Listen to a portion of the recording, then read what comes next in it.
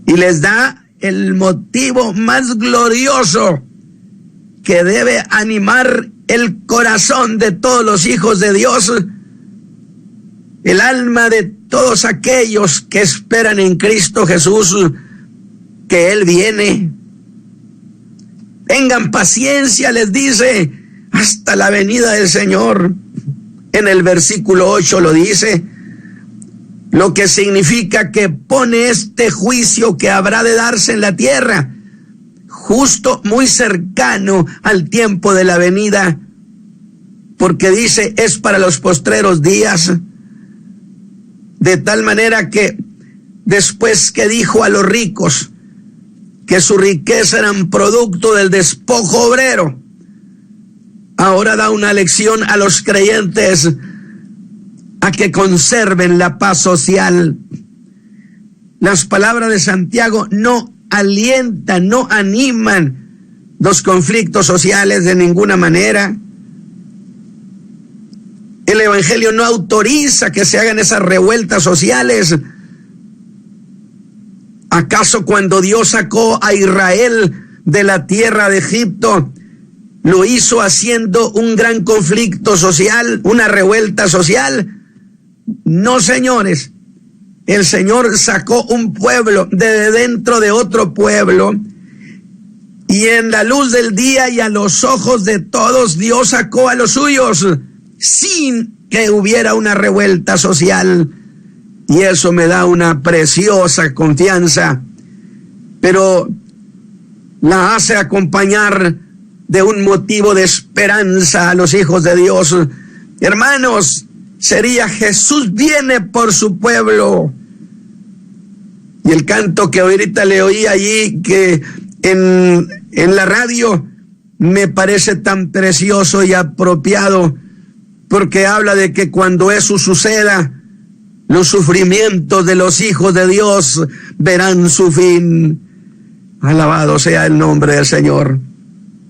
Vea lo que ha hecho. Santiago ha puesto ese día de colapso, un colapso que vendrá sobre esas grandes riquezas,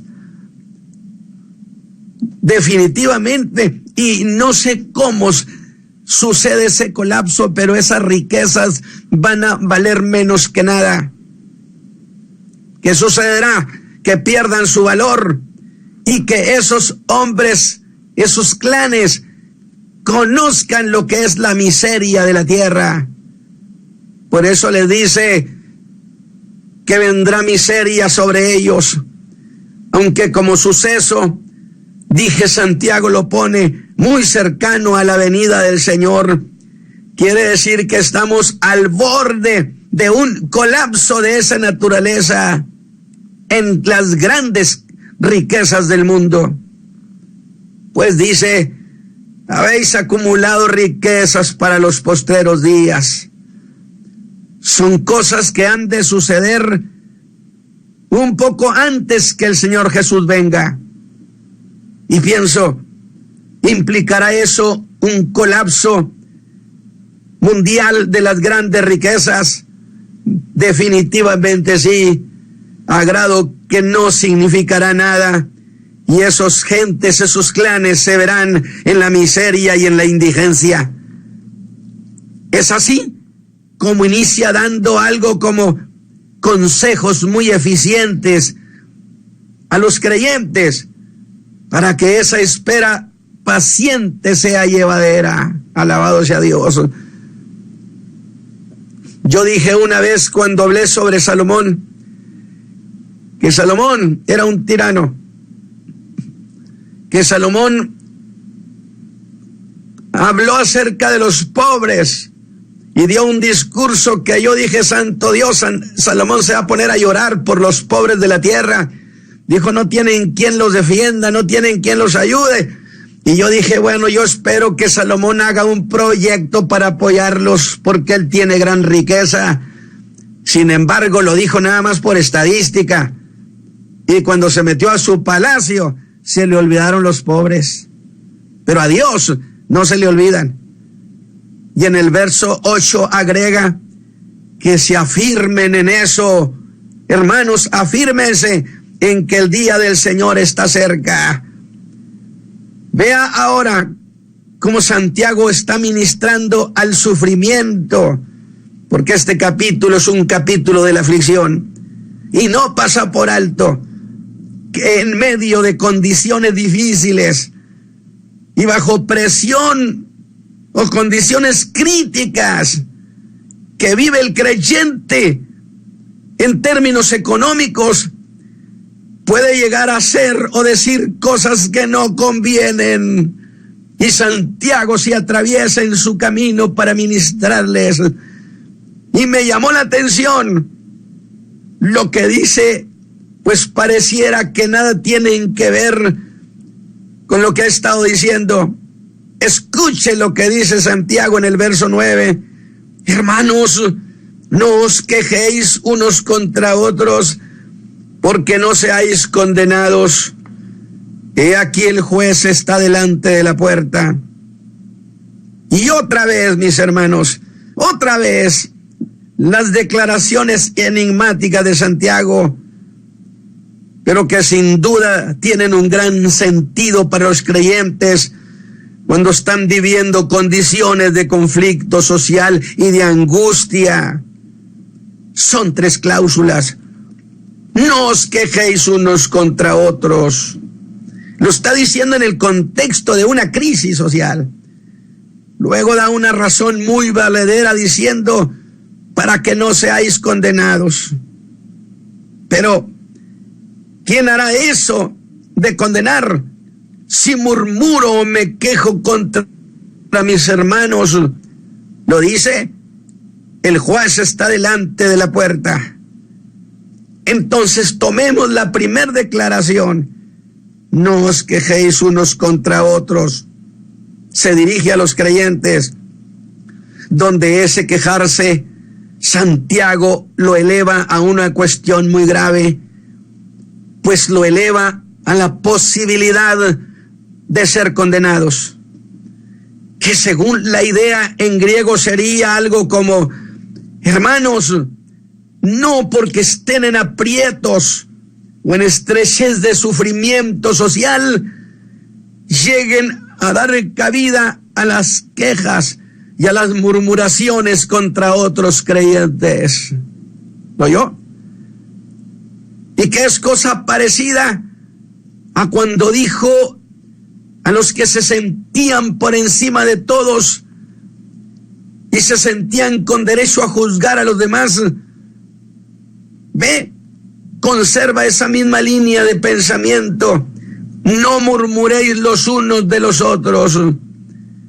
El que murmura del hermano y juzga a su hermano, este tal murmura de la ley, porque la considera insuficiente e incapaz de juzgar.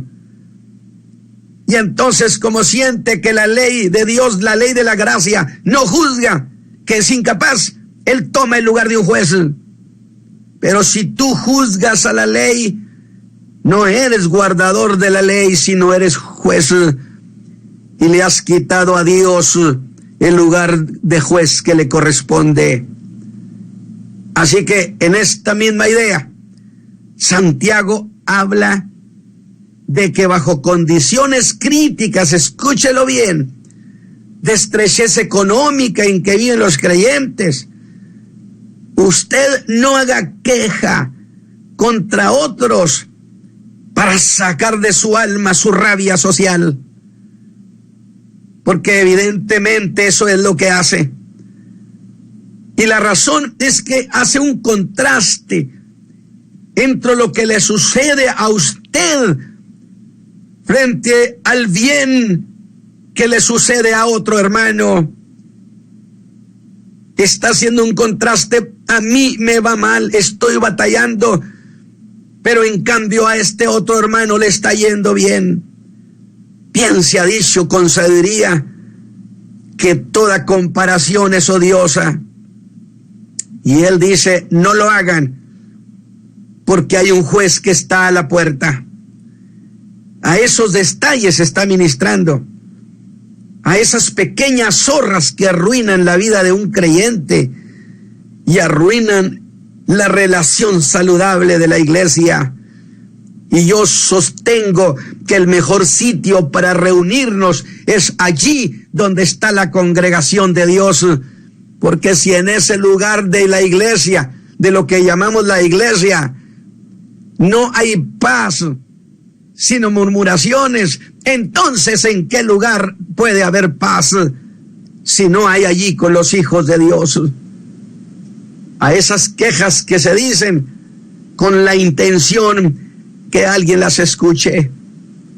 No hay duda, mis hermanos, Santiago ha estado muy interesado en el cómo se vive la fe y no en el cómo el creyente hace gala de ella. No se impresiona Santiago. ¿Cree usted que la queja entre hermanos en Cristo, diría usted que es un renglón muy socorrido entre las iglesias? A mí me parece que definitivamente que es algo muy común que suceda, aunque no haya estadística de ese mal. Se sorprendería y nos sorprenderíamos de la cantidad de quejas y murmuraciones que hay en el cuerpo de Cristo. Verdaderamente Dios ha sido generoso al guardarnos como iglesia hasta el día de hoy. Entonces, a partir de hoy, mi hermano, cierre sus labios, cancele sus quejas contra otros, y su alma verá buenos días, días de paz. Y para apoyar sus argumentos, Santiago echa mano de quienes han quedado consagrados en la historia de la fe, como quienes han sido puestos en estrechez. No son los únicos, no somos los únicos que hayamos sido puestos en estrechez, pues Santiago va y se trae algunos de ellos que han vivido en duros aprietos y los trae a memoria para hacer un contraste con ellos, que sería igual a cuestionar: mis hermanos que murmuran contra otros hermanos, ¿el sufrimiento de ustedes piensan que es como el de estos, lo que han sufrido? ¿Y acaso estos hermanos que les he traído desde la historia se sintieron alguna vez desdichados? Porque sentirse desdichados, aún siendo hijos de Dios, es una de las rutas de escape a la autocompasión para ser compadecidos. Gloria a Dios, nosotros tenemos en quien recargarnos, que es muy seguro, que es el Padre eterno, que Jesús dijo en el Sermón del Monte que era bueno y que tenía más que darnos que nosotros que pedirle. Y si Jesús lo dijo, entonces es cierto lo que Jesús dijo. Y aún más, a veces los creyentes anuncian sus penas y arguyen que si el evangelio de Jesucristo los hizo hijos de Dios, ¿por qué entonces a ellos les va mal y a otros hasta muy mal? Y es cuando dice que esos que sufrieron más, ¿acaso la historia de la fe los tiene como desdichados? Al contrario, dice Santiago, los tenemos por bienaventurados, calificativo que jamás se le ha otorgado a los que han vivido en deleites, a los que nunca les faltó algo. Y pregunta: ¿han oído acaso que la historia de Job se terminó en una desdicha? Alabado sea Dios, la historia suya terminó bastante bien. ¿Por qué habrá de terminar la suya de otra manera? Por supuesto que no. Y la razón es porque el Señor es muy misericordioso y habla de los atributos de Dios, como son la misericordia y la piedad, pero lo hace en grado superlativo. No meramente misericordioso nuestro Salvador, sino muy misericordioso. donde esa misericordia, aquí aclaro, no es mera lástima, porque la misericordia de Dios no es lástima, sino la misericordia de Dios es poder suyo en acción. Yo puedo ver a alguien muy necesitado y siento compasión, pero no puedo hacer nada, y solamente me quedo en que me dio lástima. Pero Dios no, porque no solamente se compadece, sino que puede y hace un despliegue de su poder para ayudarnos. Por eso, no busque con sus quejas dar lástima al Dios de los cielos, porque Él lo ayudará, porque Él es misericordioso por sí mismo, no por sus quejas. Y aún más, si habla de misericordia en medio de la estrechez, aún eso significaría que en esa misericordia no pondrá sobre nosotros penas que no podemos llevar. Y Él siempre da la prueba por la que pasamos un final feliz. La carta de Santiago termina feliz. ¿Qué cuestión ha tratado este hombre, Santiago? Y pareciera que con eso es suficiente. Pero con Santiago, mis hermanos, nunca se sabe cuándo hay que terminar. Y así en este caso, porque ahora nos lleva a otro, diciendo en el verso 12, mas sobre todo, hermanos míos, no juréis ni por el cielo ni por la tierra. ¿Por qué hace esta aclaración Santiago? Dice, porque no caigáis en condenación. Y se dice que la impaciencia en los tiempos de prueba se expresa también en juramentos, que debo aclarar, que son juramentos que se tratan de un uso irreflexivo del nombre del Señor, o de otra cosa, para dar veracidad a lo que usted dice. Por eso Santiago dice, vuestras palabras sean sí o sea no, porque lo que es más de esto, de mal procede. Es decir, no traten de justificar el sí o el no, solo díganlo. El problema de esto es que juran para ser creídos. Quizás sea porque él no tiene un buen historial y él mismo no ha sido un creyente creíble. Porque un creyente creíble le cree al Señor.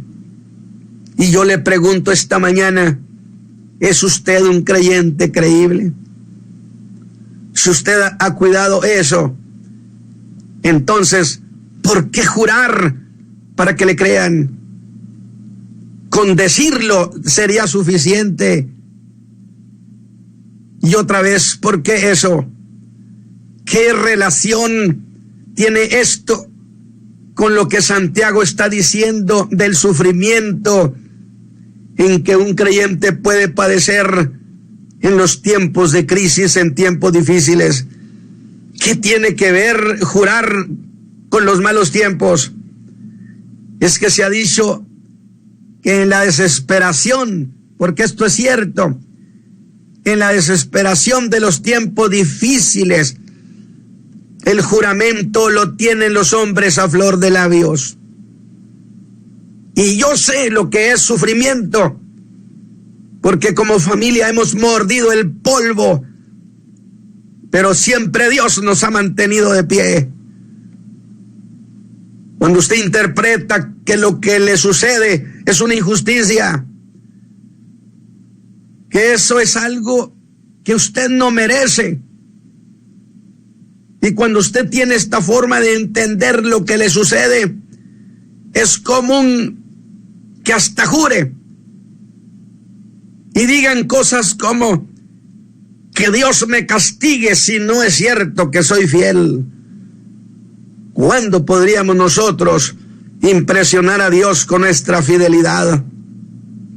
Y luego agregarán, esto que me está sucediendo, yo no lo merezco.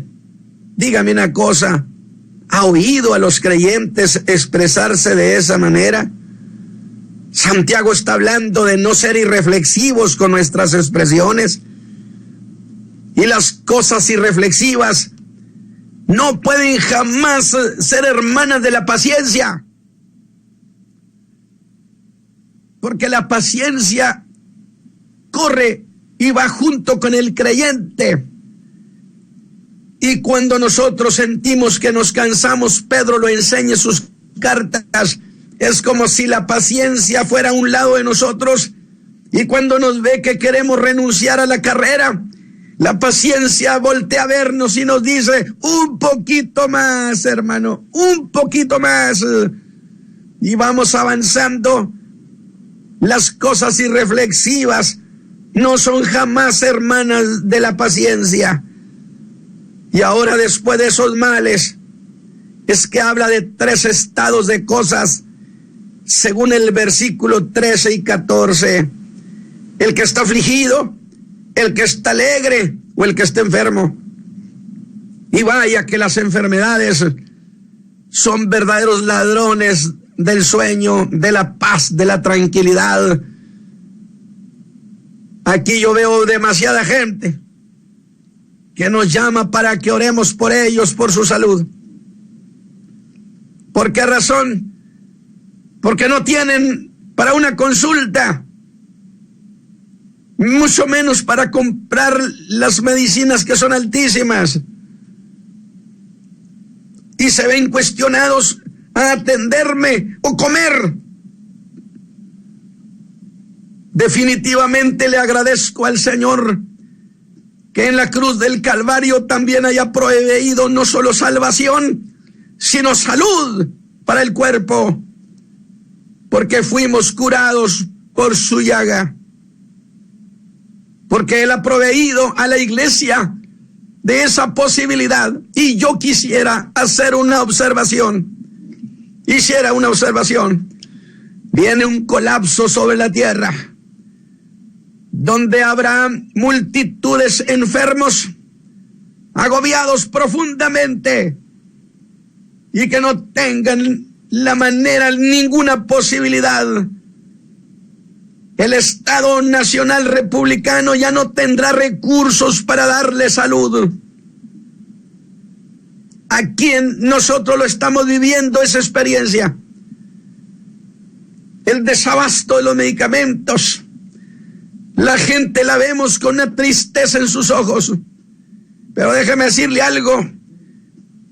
Ese pueblo, esas multitudes necesitadas y enfermas, sin rumbo, levantarán clamor a Dios también para decirle: Dios, haz algo por nosotros. Y entonces creo muy propio decir que Dios habrá de decir: bien, pues entonces ahí está la iglesia para que les ayude, vayan con ellos.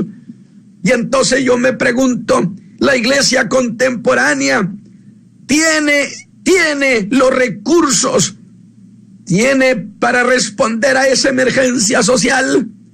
Me parece que la iglesia está distraída y no va a poderle ministrar, pero Dios nos echará encima un mundo necesitado. Grave es esto.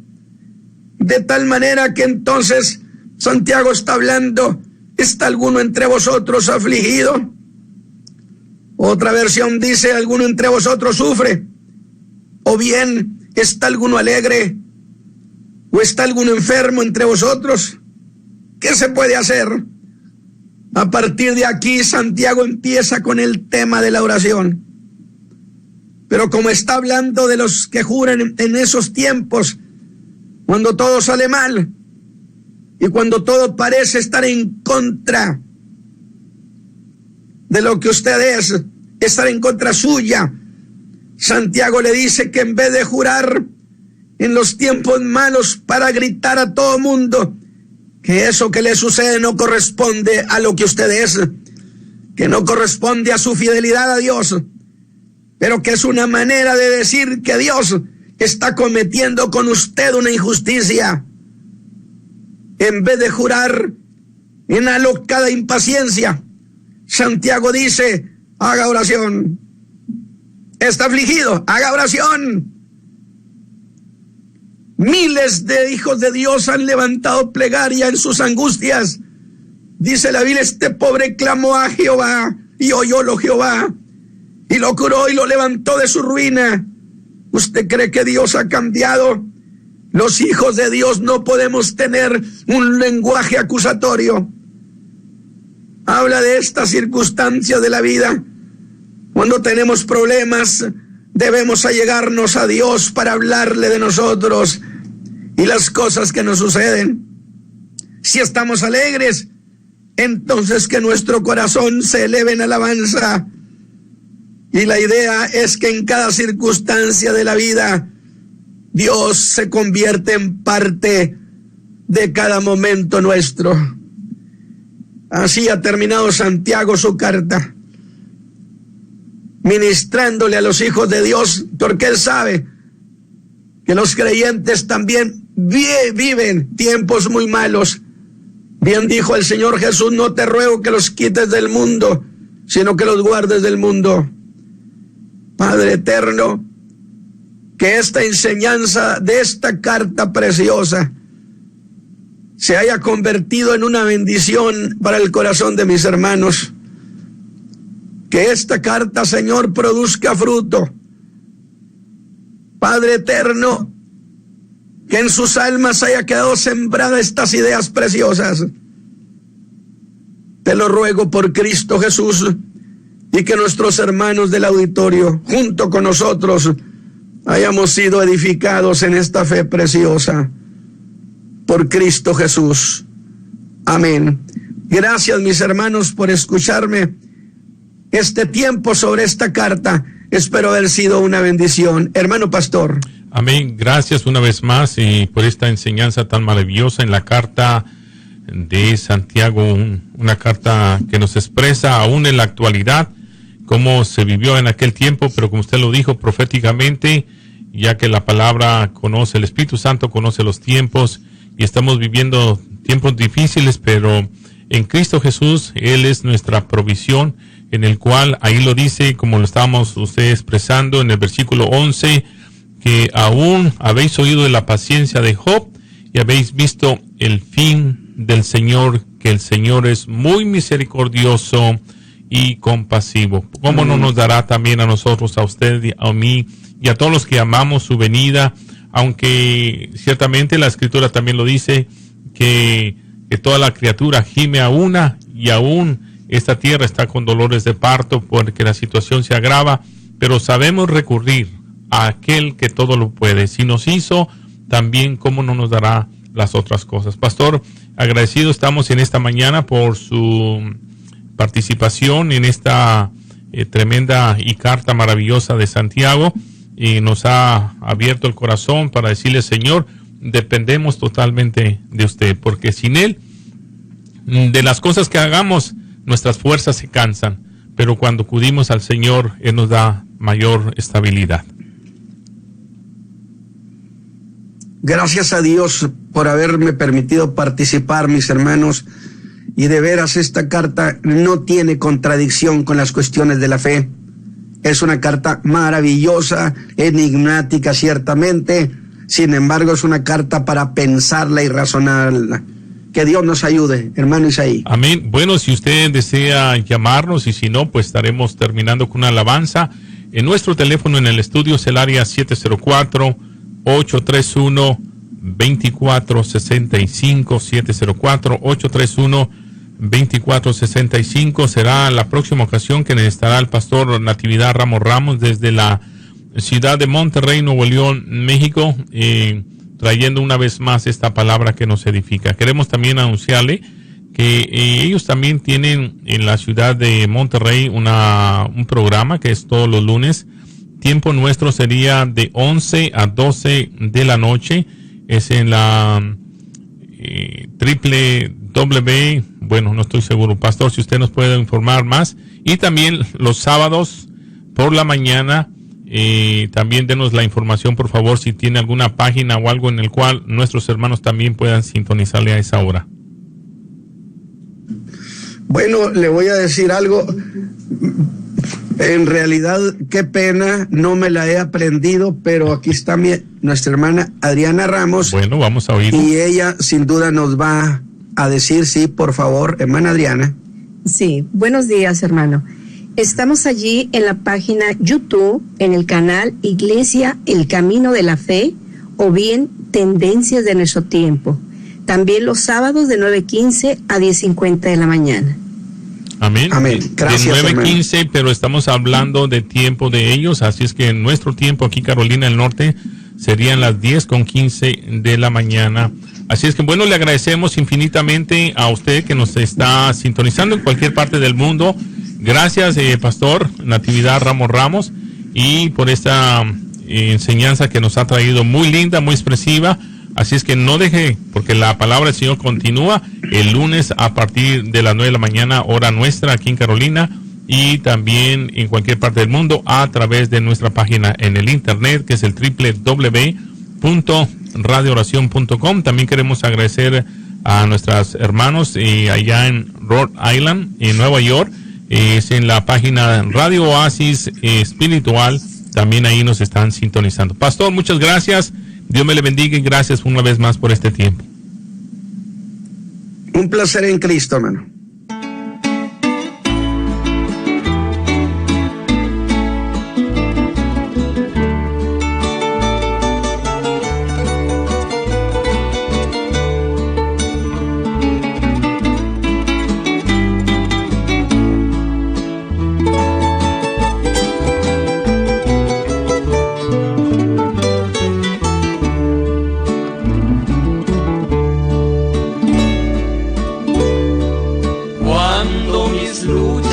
Terminen aquí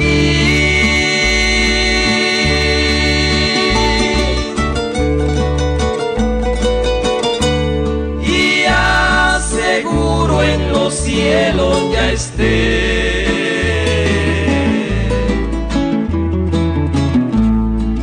Cuando al Señor mire cerca de mí, cerca de mí,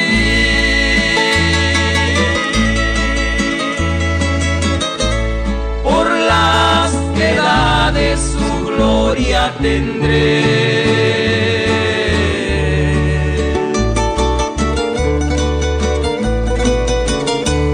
Y esta será gloria sin fin, gloria sin fin. Y esta será gloria sin fin, gloria sin fin. Y esta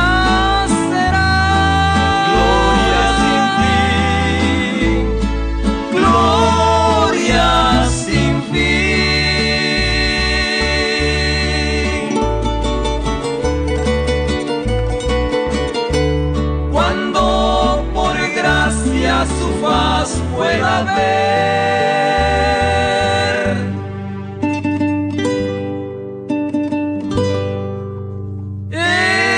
Esta es mi gloria sin fin ha de ser.